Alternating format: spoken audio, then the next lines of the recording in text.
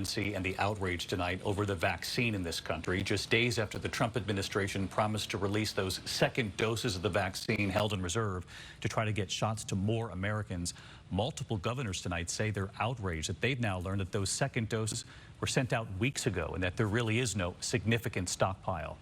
The CDC tonight saying 31 million vaccine doses have been delivered out around the country. A little more than a third, though, actually making it into the arms of Americans. Here's Whit Johnson tonight on this new anchor.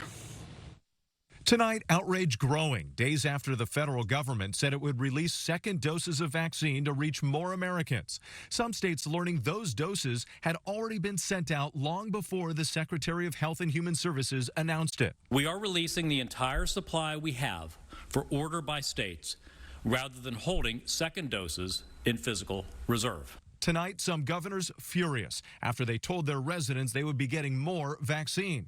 They were lying. They don't have any doses held back. There is no strategic supply for the second doses. From Minnesota to Oregon. Let me be very clear.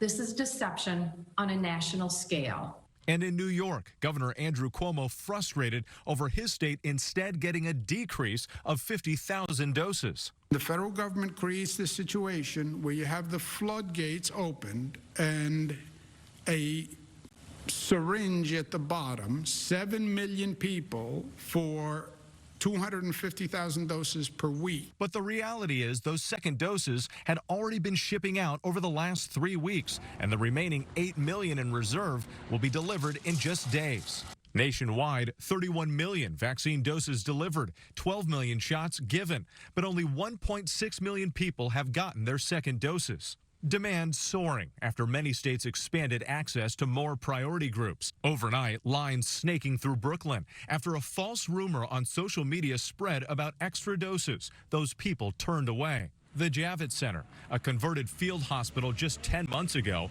now one of the city's mass vaccination sites. But some telling me they waited online for hours just to get an appointment. To be a senior citizen and not to be able to have access to this vaccine is a disgrace. The growing frustration on the vaccine, and with the new headline from the CDC tonight involving that UK variant here in the U.S.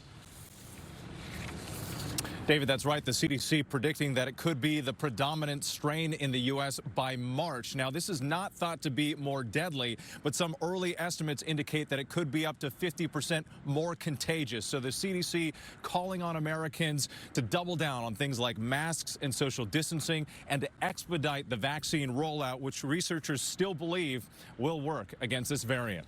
David? Well, you speak of that rollout, Whit, thank you. So what is President-elect Joe Biden